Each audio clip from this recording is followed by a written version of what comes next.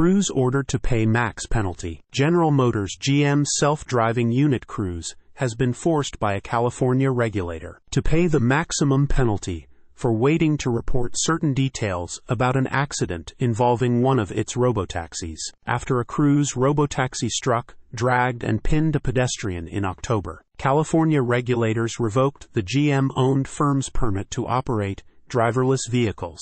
In the weeks following the accident, the California DMV reported that Cruise had misrepresented and omitted certain critical details about the accident in its reports to regulators. Cruise was officially ordered by the California Public Utilities Commission (CPUC) to pay the maximum penalty of $112,500 this month, according to a report from Automotive News. The official decision comes after a deliberation period, following a hearing in which the regulator forced the company to boost its settlement request from just $75,000 to the penalty maximum of $112,500 in February. We are gratified to have reached a settlement with the CPUC. Over the past several months, we have taken important steps to improve our leadership, processes, and culture, Cruise said in a statement. Cruise leadership pledges more transparency, greater culture of safety in new letter. The amount comes out